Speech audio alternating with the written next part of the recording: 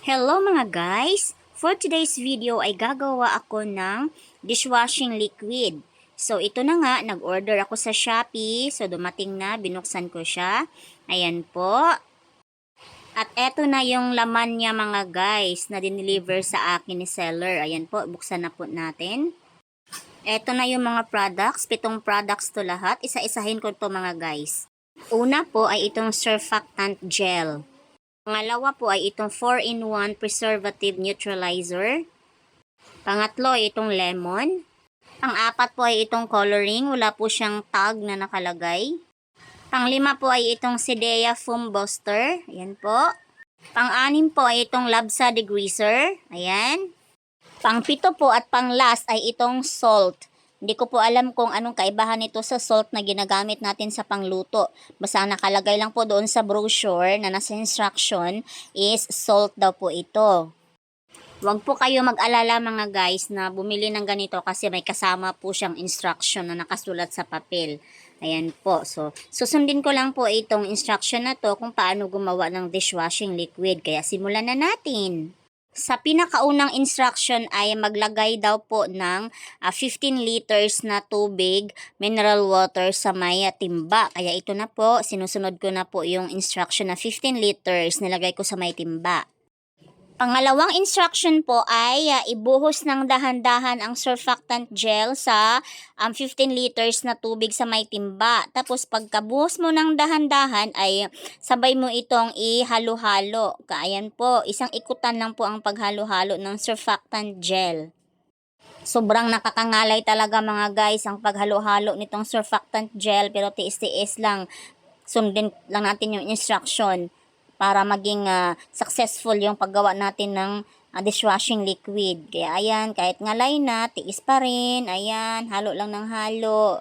Huwag pong at itigil ang paghalo-halo mga guys. Continuous lang po ang paghalo ng isang ikutan lang po para matunaw yung surfactant gel.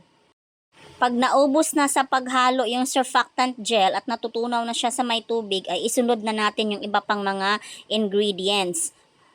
Except lang po doon sa salt. Kasi yung salt po, yun ang pinakahuli nating ilagay. So, ayan na po. Nilagay ko na po yung Sidea Foam Buster. Tapos, sabay halo-halo na din. Ayan. Sunod ay itong lemon. Ibuhos ko na po din dito sa may tubig. Ayan po. Tapos, halo-halo na lang din po. Ayan. Wag pong mapagod sa paghalo-halo mga guys. Sa pagmimix. Ayan po, yung lemon. Isunod ko na po sa pagbuhos itong 4-in-1 preservative neutralizer. Ayan po. Buhos ko na po dito sa may tubig. Tapos, halo din ng halo. Mix lang po ng mix. Ayan po. Isang ikutan lang po ang pag-mix. Buhos ko na po lahat ito. At isunod ko na din itong coloring mga guys. Ayan po. Kinakat ko na siya at ibuhos ko na din dito sa may tubig. Dito sa timba. Coloring po ito mga guys para maging color yellow yung ating dishwashing liquid. Para maging color yellow yung tubig. Sunod po mga guys ay itong Labsa Degreaser. Ayan po, inopen ko na siya. Tapos ibuhos ko na siya dito sa 15 liters na tubig sa may balde. Ayan po, binuhos ko na po siya. Tapos halo lang din ng halo. Mix ulit ng mix. Last na ibuhos ko mga guys ay itong salt. So, dahan-dahan lang din ang pagbuhos nito. Huwag pong ibuhos lahat diretsyo.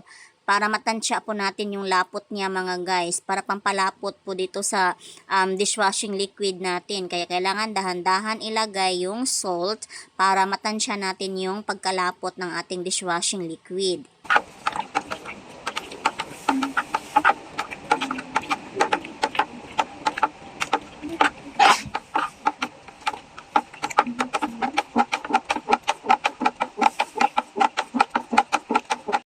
At pag ganito na po kalapot mga guys, ay pwede na po nating itigil ang pagbuhos ng salt. Ayan po kasi malapot na po siya.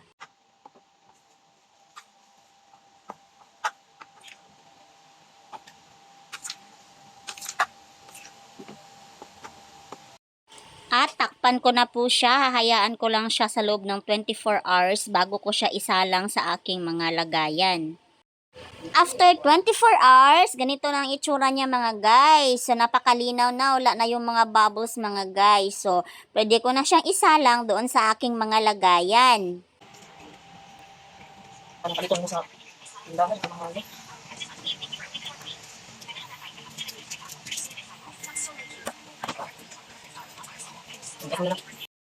Chararan! At eto na po mga guys, ang aking ginawang dishwashing liquid. Panggamit lang po namin ito sa bahay. Ang ginawa ko pong lagayan is yung bote ng 1.5 liters na Coke. Since 15 liters po ito, so 1.5 liters ang nagawa ko po dito. Pang ilang buwan ko na din po itong gamit mga guys. Pwede rin akong magbenta pag gustuhin ko. Pero sa ngayon po kasi ang ginawa ko is panggamit lang po sa bahay.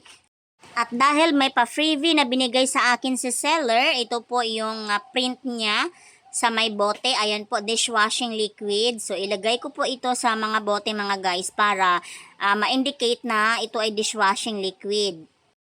Kaya sa mga nanay dyan na gustong makatipid katulad ko, ay pwede na po kayong gumawa ng sarili nyong dishwashing liquid. Ayan po mga guys, nailagay ko na po lahat yung print sa may bote.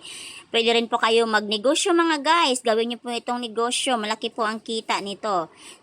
At sana nakakatulong tong video na to sa inyo mga guys. At sa mga bagong nanood dyan, please subscribe my YouTube channel. Thank you for watching!